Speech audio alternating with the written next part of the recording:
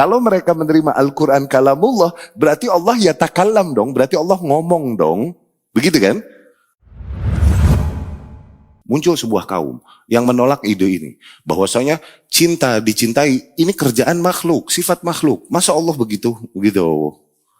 Ini berangkat dari kaum Jahmiyah. Bahkan ini diantara bid'ah pertama yang dibikin Jahmiyah. Pernah kita ceritakan tentang sedikit sirahnya Jahm bin Safwan. Oke? Dia adalah seorang yang smart, pinter, luar biasa. Oke? Banyak di fikih, tapi suka kalam, suka ilmu kalam, ya, ilmu debat, suka debat. Dan dia suatu hari berdebat dengan falasifah al-Hind, ahli-ahli filsafat, ahli kalam. Kalau dibilang ilmu kalam dulu, sekarang tuh maksudnya filsafat. Filsafat tuh maksudnya kalam dulu. Dari India, dari Hind.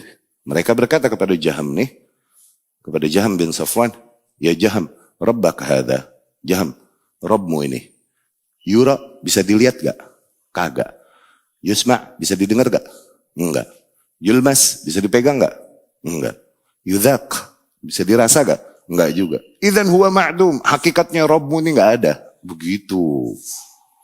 Nah, itu dia nggak bisa jawab. Nyangkut hatinya ke syubhat tersebut. Itu hati-hatinya berdiskusi, ngobrol, duduk-duduk dengan ahli bid'ah. Mereka bisa melontarkan syubhat-syubhat yang qadarullah Allah patenkan di hatimu dan nggak ada penawarnya. Nyangkut di hatinya.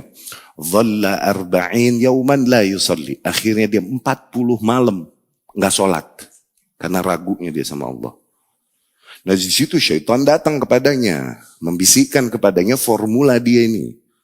Innahul wujudul mutlaq wala sifatalah. Pokoknya Allah ini exist aja, nggak ada sifatnya sama sekali. Tuh dari situ dia menafikan sifat-sifat Allah Subhanahu wa ta'ala. Pokoknya Allah ada aja. Jadi semua asma dan sifatnya, semua sifat ditakwil sama dia. Pokoknya wujud, existence, mutlak.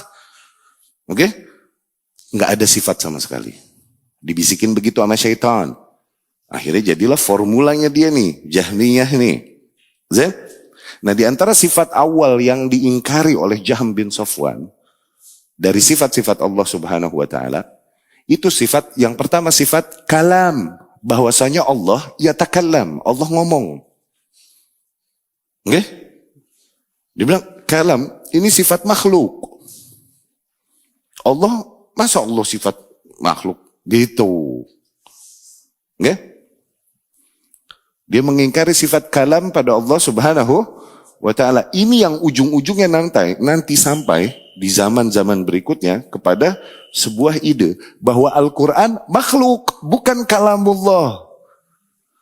Karena pada dasarnya mereka menolak sifat kalam pada Allah Subhanahu wa ta'ala. Kalau mereka menerima Al-Quran kalamullah, berarti Allah yatakallam dong, berarti Allah ngomong dong. Begitu kan? Dinafikan itu, sifat kalam. Makanya ilmu kalam dibilang ilmu kalam juga, sebagian ulama bilang ilmu kalam dibilang ilmu kalam, itu karena diantaranya sebab diantara yang paling banyak dibahas di ilmu tersebut, sifat kalam pada Allah. Gitu. Makanya ilmu kalam dikata ilmu kalam.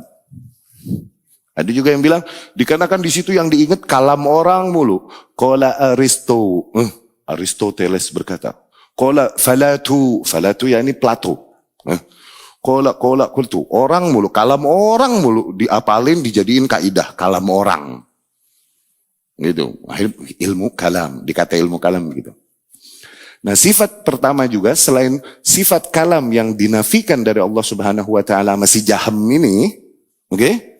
Sifat khullah, sifat innallaha takhadha Ibrahim khalila. Sifat Allah menjadikan kekasih, mencintai seorang hambanya. Tuh, itu ditepis sama Jahm bin Safwan. Gak mungkin, katanya begitu. Padahal innallaha takhadhani khalila kama takhadha Ibrahim khalila. Allah menjadikanku khalilnya, kekasihnya. Khullah. Oke?